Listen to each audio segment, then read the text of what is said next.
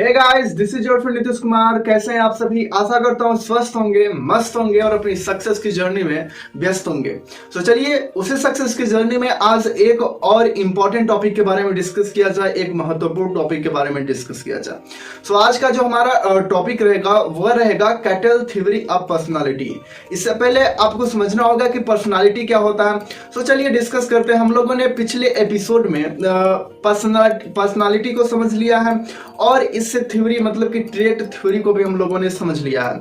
सो personality क्या होता है इसको समझने के लिए आप डिस्क्रिप्शन बॉक्स में लिंक है, वहां पे चले जाइए, वीडियो मिलेगा, आप वहां से समझ लीजिए कि पर्सनालिटी होता क्या है। और नेक्स्ट में हम लोगों ने मतलब कि बहुत सारी थ्योरीज आई पर्सनालिटी को समझने के लिए, जैसे साइको एनालिटिक थ्योरी आई, ह्यूमनिस्टिक थ्योरी आई, ट्रेट थ्योरी आई, सोशल कॉग्निटिव थ्योरी आई, बायोलॉजिकल थ्योरी आई, बिहेवियरिस्टिक थ्योरी आई, जिसमें से हम लोगों ने ट्रेट थ्योरी को समझ लिया है।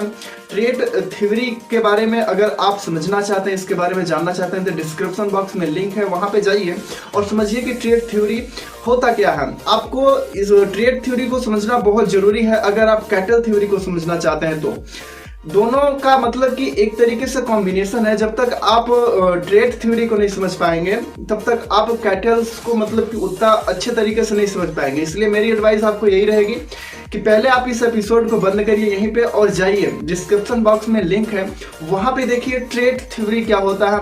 उसके बाद इस एपिसोड में कंटिन्यू हुई है और समझिए कि कैटल थ्योरी होता क्या है। सो अब हम लोग शुरू करते हैं कि कैटल ट्रेट ऑफ पर्सनालिटी, जिसको हम बोलते हैं कैटल्स थ्योरी ऑफ पर्सनालिटी, हम लोग अब समझते हैं कि होता क्या है। सो रायमंड केटल एक साइकोलॉजिस्ट थे, एक मनोवैज्ञानिक थे। उन्होंने इस थ्योरी को मतलब कि दिया और अपने नाम पे ही रखा कैटल थ्योरी, यानी कि हम लोग अब समझते हैं। सो पर्सनालिटी एक इतना बड़ा सब्जेक्ट है जिसको समझने के लिए लोग बहुत मतलब कि लंबे समय तक इसको समझने की कोशिश कर रहे हैं। So people have long struggle to understand personality and numerous theory have been developed to explain how personality develop and how it influence behavior। मतलब कि इसको समझने के लिए, पर्सनालिटी को समझने के लिए बहुत सारी थ्योरीज को डेवलप किया गया, यह समझने के लिए कि पर्सनालिटी कैसे डेवलप होती है, यानी किसी भी व्यक्ति का व्यक्तित्व कैसे विकसित होता है और वह व्यवहार को कैसे इन्फ्लुएंस करती है, किसी भी व्यक्ति के व्यवहार को कैसे इन्फ्लुएंस करती है उसकी पर्सनालिटी। यह एक बहुत लंबा मतलब कि विषय है, बहुत मतलब कि लंबा समय तक इस पे अध्ययन चला। इसमें बहुत सारी थ्योरीज आई, जिनमें से हम लोगों ने एक थ्योरीज को समझ लिया और दूसरी थ्योरीज को हम लोग समझने वाले हैं। सो चलिए सभी डिस्ट्रैक्शन को साइड करिए और समझिए कि कैटल थ्योरी होता क्या है। बहुत ही इजी लैंग्वेज में मैं इसको डिफाइन करूंगा, आप बहुत ही आसानी से समझ पाएंगे कि कैटल थ्योरी होती क्या है।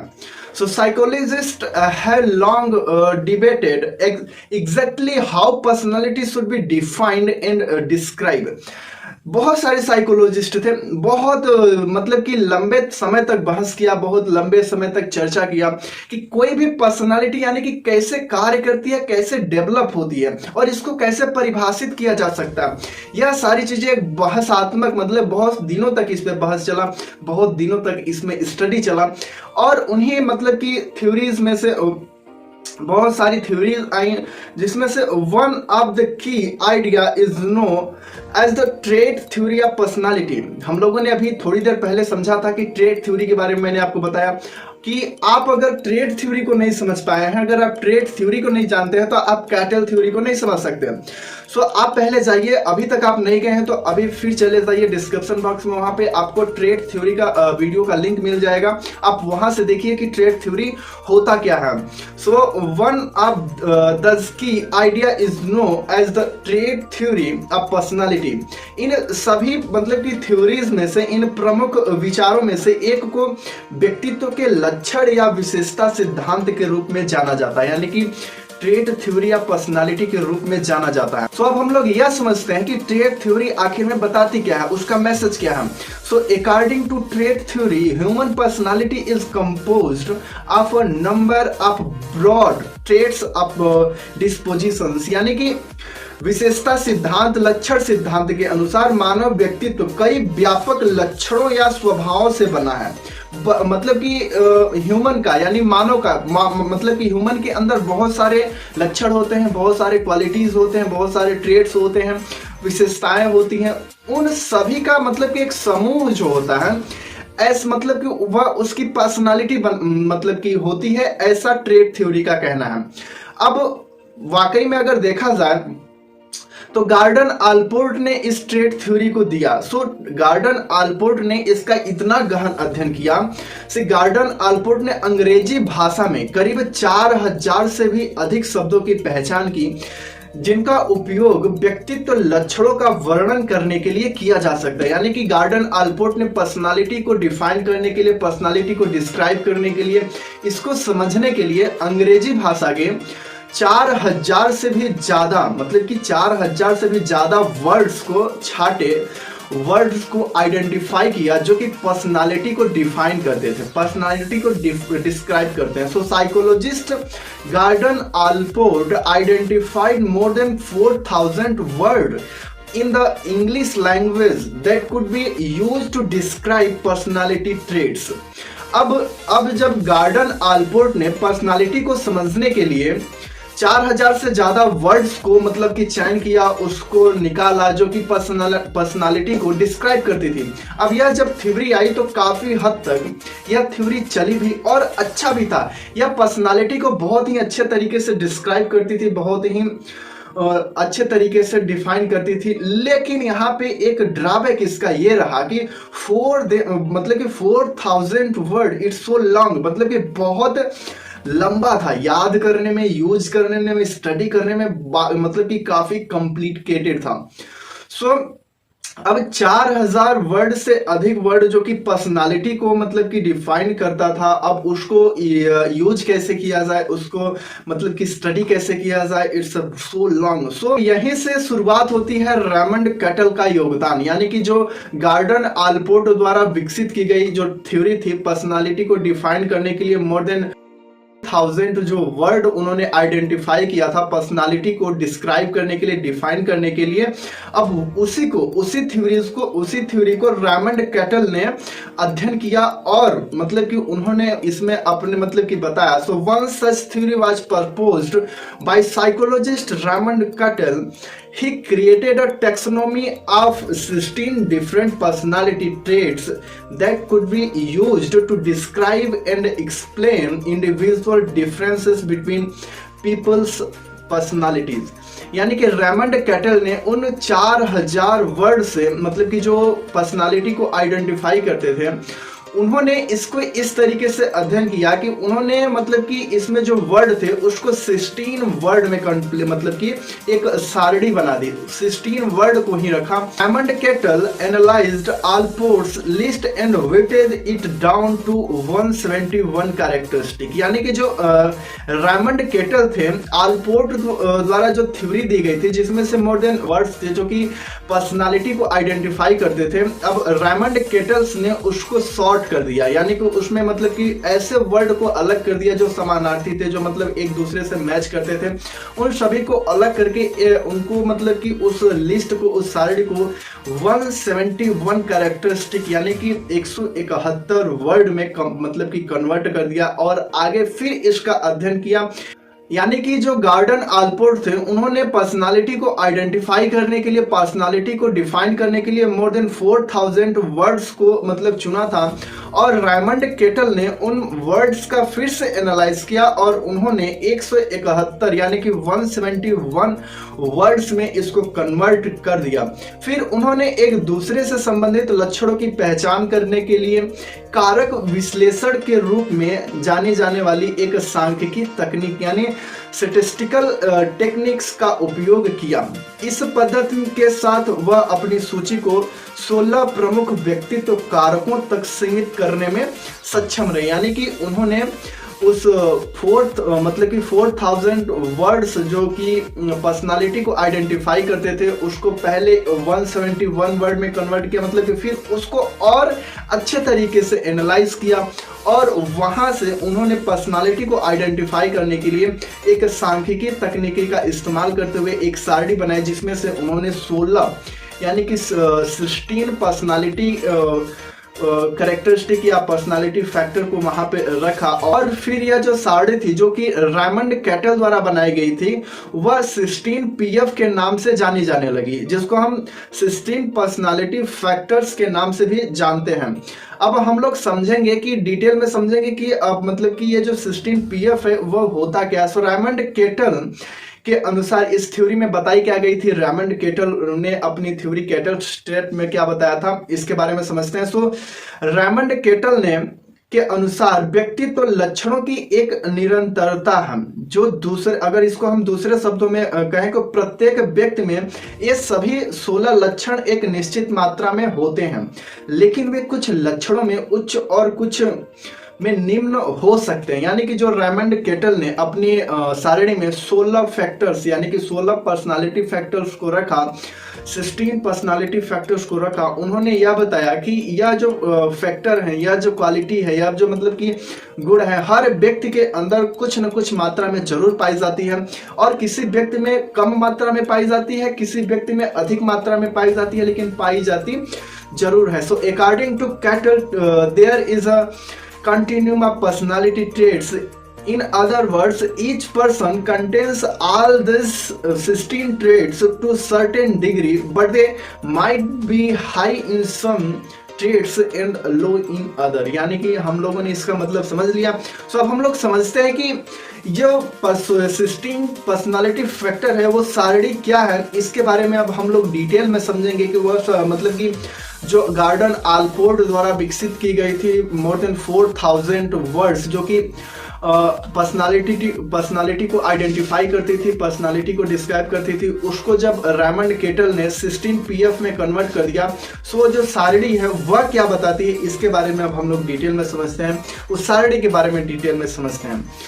उस मतलब कि सारणी में 3 प्रकार के मतलब कि कॉलम बनाए गए, जिसमें से पहला जो था वो था नेम ऑफ फैक्टर यानी कि फैक्टर का नाम क्या है, और दूसरा था व्यक्तिगत गुण यानी कि इंडिविजुअल जैगरी, और सेकेंड था कॉन्फ्लिक्ट मोलेसिस यानी कि परस्पर विरोधी गुण उसके क्या क्या होते हैं। यानी नेम ऑफ फैक्टर को हम लोग समझेंगे, उसके व्यक्तिगत गुण के बारे में समझेंगे और परस्पर विरोधी गुण के बारे में समझेंगे क्या होता है। सो कैटल ने बेसिकली किया क्या था, मतलब कि गार्डन आलपोर्ट द्वारा जो विकसित थ्योरी थी, कैटल एयरपोर्ट ने उसमें किया क्या था, जैसे गार्डन आलपोर्ट जो थे वह पर्सनालिटी को डिफाइन करने के लिए, डिस्क्राइब करने के लिए मोर देन 4000 वर्ड्स को मतलब चयनित किए थे। उसमें से बहुत सारे वर्ड्स जो थे वह समान एक तरीके से मैच करते थे, एक तरीके से मतलब कि समानार्थी शब्द थे, तो उनको मतलब कि कैटल ने छांट के अलग कर दिया और फिर उन्होंने एक ऐसे मतलब कि सारणी को डिफाइन किया जो कि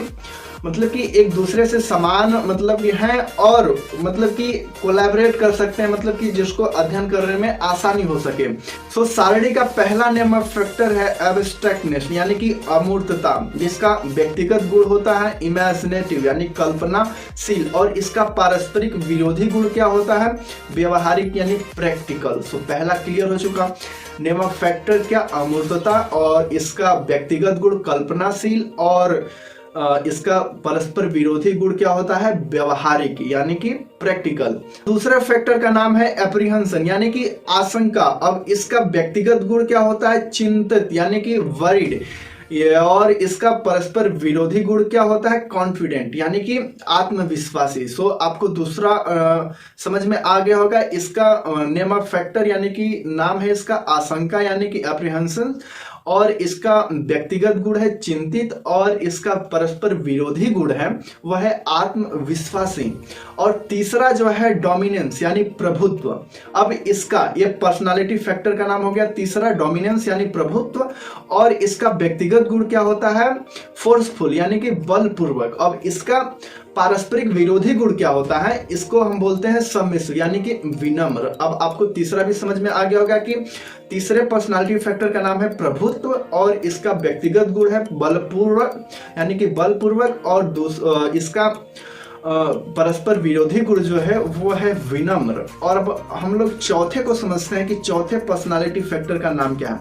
तो चौथे पर्सनालिटी फैक्टर का नाम है इमोशनल स्टेबिलिटी यानी कि भावनात्मक स्थिरता, जिसका व्यक्तिगत गुण होता है, जिसका व्यक्तिगत गुण होता है काम यानी कि शांत, और जिसका परस्पर विरोधी गुण होता है हाई मतलब कि स्ट्रांग यानी कि उत्साहित, हाई स्ट्रांग यानी कि उत्साही। सो आपको चौथा भी समझ में आ गया होगा, भावनात्मक स्थिरता पर्सनालिटी फैक्टर का नाम, और इसका व्यक्तिगत गुण शांत यानी काम, और तो इसका परस्पर विरोधी गुण है हाई स्ट्रांग यानी कि उत्साहित। अब हम पांचवें पर्सनालिटी फैक्टर का नाम समझते हैं लाइवलीनेस, जिसको हम आजीविका बोलते हैं, और इसका व्यक्तिगत गुण होता है स्पॉन्टेनियस यानी सहज, और इसका परस्पर विरोधी गुण होता है रिस्ट्रेंड यानी कि संयमित। अब हम लोग छठे को समझते हैं कि पर्सनालिटी फैक्टर कौन सा है। तो छठा पर्सनालिटी फैक्टर वो है जो है ओपननेस टू चेंज यानी बदलने के लिए खुलापन। अब इसका व्यक्तिगत गुण क्या होता है फ्लेक्सिबल यानी कि लचीला। अब इसका मतलब कि परस्पर विरोधी गुण क्या होता है अटैच्ड टू द फेमिलियर यानी कि परिचित से जुड़ा हुआ, यानी परिचित से जुड़ा हुआ। सातवां पर्सनालिटी फैक्टर का नाम है परफेक्शनिज्म यानी कि पूर्णतावाद, और इसके व्यक्तिगत गुण का नाम है कंट्रोल्ड यानी कि नियंत्रित, जिसका परस्पर विरोधी गुण है अनडिसिप्लिन्ड यानी कि अनुशासनहीन। अब हम लोग आठवें पर्सनालिटी फैक्टर का नाम समझते हैं। पर्सनालिटी फैक्टर आठवां जो है वो है प्राइवेटनेस यानी गोपनीयता, और इसका व्यक्तिगत गुण जो है विचारशील यानी कि डिस्क्रीट, और इसका जो परस्पर विरोधी गुण है वो है ओपन यानी कि खुला। अब हम लोग नौवें पर्सनालिटी फैक्टर का नाम समझते हैं। नौवां पर्सनालिटी फैक्टर जो है रीजनिंग यानी कि तर्क करना, और इसका व्यक्तिगत गुण है सार यानी कि एब्स्ट्रैक्ट, और इसका मतलब कि कॉन्फ्लिक्ट मोलेसिस यानी कि परस्पर विरोधी गुण जो है इसका कॉन्क्रीट यानी कि ठोस। अब हम लोग 10वें पर्सनालिटी फैक्टर का नाम समझते हैं। 10वें पर्सनालिटी फैक्टर का नाम जो है रूल कॉन्शियसनेस यानी कि नियम चेतना, और इसका व्यक्तिगत गुण जो है कॉन्फॉर्मिंग यानी कि अनुरूप, और इसका जो परस्पर विरोधी गुण है वह है नॉन कॉन्फॉर्मिंग यानी कि गैर अनुरूप। 11वां पर्सनालिटी फैक्टर का जो नाम है वह है सेल्फ रिलायंस यानी कि आत्मनिर्भरता, और इसका व्यक्तिगत गुण है सेल्फ सफिशिएंट यानी कि आत्मनिर्भर, और इसका परस्पर विरोधी गुण है डिपेंडेंट यानी कि आश्रित। अब 12वें पर्सनालिटी फैक्टर का नाम है जो है सेंसिटिविटी, जिसका मतलब हिंदी में हम इसको संवेदनशीलता बोलते हैं। इसका व्यक्तिगत गुण होता है टेंडर हार्टेड यानी कि कोमल हृदय, और इसका जो परस्पर विरोधी गुण होता है वह होता है टफ माइंडेड यानी कि कठोर दिमाग वाला। 13वां पर्सनालिटी फैक्टर का जो नाम है सोशल हॉर्डनेस, जो कि सामाजिक साहस हिंदी में बोलते हैं, और इसका जो व्यक्तिगत गुण है वह है अनइनहैबिटेड बेहिचक, और इसका परस्पर विरोधी गुण जो है वह है साई यानी कि शर्मिला। अब 14वें पर्सनालिटी फैक्टर का जो नाम है वो है टेंशन यानी कि तनाव, और इसका व्यक्तिगत गुण जो होता है इन पेशेंट यानी कि इन पेशेंट को आप समझ सकते हैं, और इसका परस्पर विरोधी गुण जो होता है रिलैक्स्ड यानी कि मतलब कि आराम रिलैक्स्ड। अब हम लोग 16वें पर्सनालिटी फैक्टर को समझते हैं, जिसका नाम है वार्मथ यानी कि गर्मजोशी, और इसका व्यक्तिगत गुण है आउटगोइंग यानी कि निवर्तमान, और इसका जो परस्पर विरोधी गुण है वह है रिजर्व्ड यानी कि आरक्षित। सो हम लोगों ने इस वीडियो में समझा, इस एपिसोड में समझा कि कैटल थ्योरी क्या होती है, इसके जो 16 पीएफ होते हैं पर्सनालिटी फैक्टर जो होते हैं, इसके बारे में हम लोगों ने इस एपिसोड में समझा कि होता क्या है। सो बेसिकली क्या है कि गॉर्डन आलपोर्ट ने जो अपने ट्रेट थ्योरी में बताया था मोर देन 4000 वर्ड जो कि पर्सनालिटी को आइडेंटिफाई करते थे, उसको डिस्क्राइब करते थे, उसी का अध्ययन मतलब कि कैटल ने किया, और उस 4000 वर्ड को मतलब एक 16 पीएफ में कन्वर्ट कर दिया, जो कि इसका अध्ययन करना भी आसान है। जैसे मान लीजिए जैसे नेम ऑफ फैक्टर, जैसे कोई व्यक्ति है जो कि तनाव मतलब ये पर्सनालिटी फैक्टर का नाम है जो टेंशन है। अब इसका व्यक्तिगत गुण जो होता है इनपेशेंट हो सकता है, रिलैक्स भी हो सकता है, कुछ मात्रा में यह सारे गुण जो होते हैं किसी भी व्यक्ति के अंतर्गत पाए जाते हैं। यह सारे वर्ड्स जो कि आप देख पा रहे हैं इंग्लिश में, हिंदी में मैंने लिख दिया है, इसको काफ़ी मेहनत लगी बनाने में, लेकिन मैंने इसको इसलिए इस तरीके से डिजाइन किया कि आपको समझने में आसानी हो। सो ये जो वर्ड्स हैं ये हमारी पर्सनालिटी को डिफाइन कर रहे हैं, पर्सनालिटी को डिस्क्राइब कर रहे हैं। यह जितने भी वर्ड हैं यह हमारे क्या हैं, हमारे आंतरिक इमोशन यानी कि हमारी मेंटल स्टेबिलिटी या सारी चीजें जो हमारी भावनात्मक, हमारी बिहेवियर या सारी चीजों को मतलब कि प्रेजेंट करते हैं। जो इन सभी का समूह जो होता है, इन सभी का समूह यानी कि सेट्स जो होता है, यही हमारी पर्सनालिटी कहलाती है। और गार्डन आलपोर्ट ने भी यही बताया था कि जो हमारी पर्सनालिटी होती है इन सभी मतलब कि बहुत सारे कारकों का समूह होता है। और कैटल ने भी मतलब कि उसको और तरीके से आइडेंटिफाई किया, और तरीके से स्टडी किया और इसको इस तरीके से कन्वर्ट कर दिया जिसको यूज करने में आसानी हो, जिसको स्टडी करने में आसानी हो। सो हम लोगों ने दोनों थ्योरी को कवर कर लिया, ट्रेड्स में दोनों थ्योरी को कवर कर लिया। गार्डन आलपोर्ट यानी कि गार्डन आलपोर्ट द्वारा जो विकसित थी वो ट्रेट क्या होता है वो थ्योरी हम लोगों ने समझ लिया, और कैटल ट्रेट के बारे में भी हम लोग इस वीडियो में समझ लिया। सो गाइस आज के इस वीडियो में बस इतना ही रखते हैं। अगर आपने चैनल को सब्सक्राइब नहीं किया तो प्लीज चैनल को सब्सक्राइब कर दीजिए, वीडियो को लाइक कर दीजिए और सभी दोस्तों के पास शेयर कर दीजिए जो साइकोलॉजी के स्टूडेंट है या जो आपके दोस्त आपके साथ पढ़ते हैं। और स्टडी करते रहिए, अपनी सक्सेस को नेक्स्ट लेवल पे लेकर जाते रहिए। हम लोग नेक्स्ट एपिसोड में मिलेंगे एक नेक्स्ट इंटरेस्टिंग टॉपिक के साथ। कीप शाइनिंग गाइस, चमकते रहिए और अपनी सक्सेस को नेक्स्ट लेवल पे लेकर जाते रहिए। धन्यवाद।